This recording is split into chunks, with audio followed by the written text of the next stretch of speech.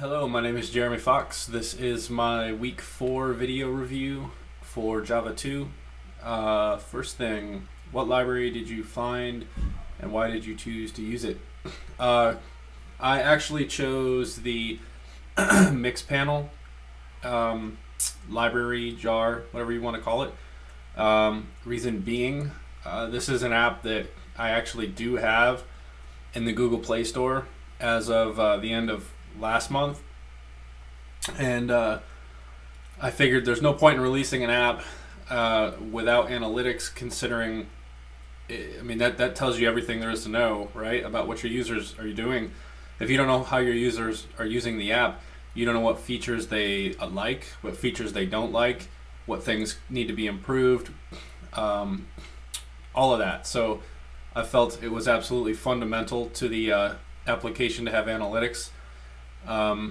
If it was something I didn't have out there, in the Google Play Store or available for everyone to download, obviously it's wouldn't be a big deal. But considering it is, analytics are fundamental.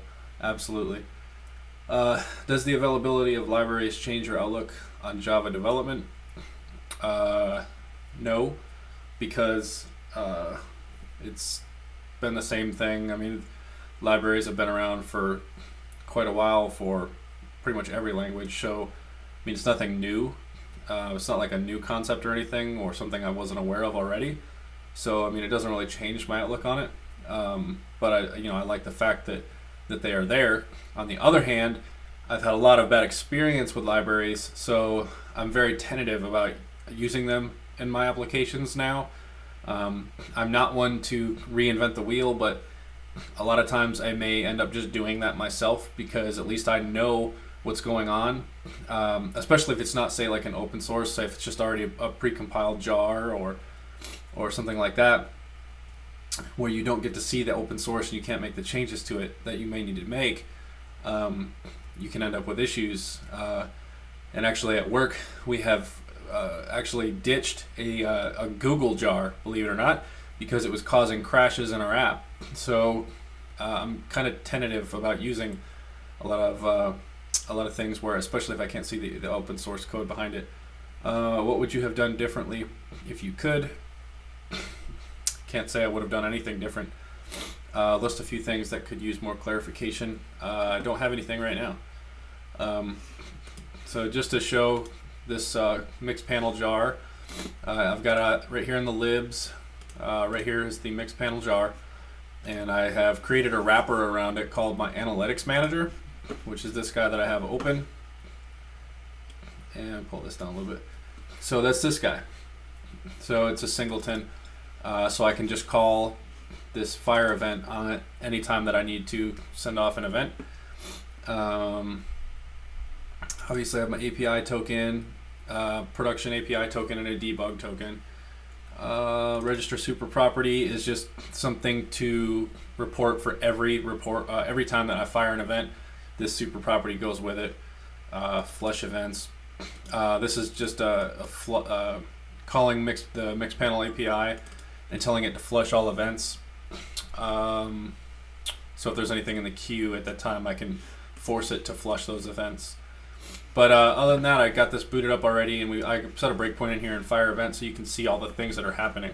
So like for one, if I just try to refresh my notes, I get an event call, and event key is selected sync notes option, as you can see down here in the debugger. So we'll continue past that, and now I have showed loading dialog.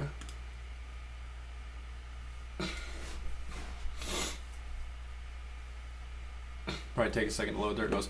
And then showed notes view. Successfully retrieved notes from API. So you can see all of those events that fire just from tapping one thing. But it's critical because I need to know if a user taps refresh, does the loading dialog show up?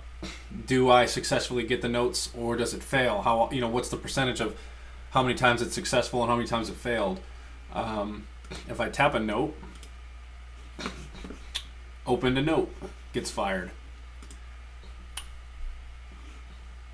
So if I dismiss a note gets fired. and then application started. Yeah, that's because application resumed, because I've got a couple events going in on resume of my main activity. Showed loading dialog, showed notes view, successfully retrieved notes from API. I can also come in here, and if I want to create a new note, selected new note option,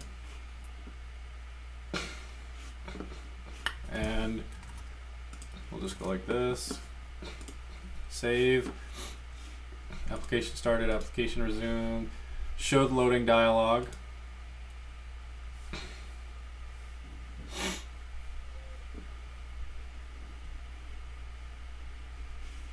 Showed loading dialog. New note created successfully. Showed notes view. Successfully retrieved notes from the API. Showed notes view.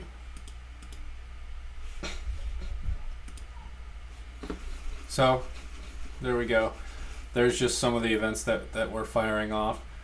And then if we come over here,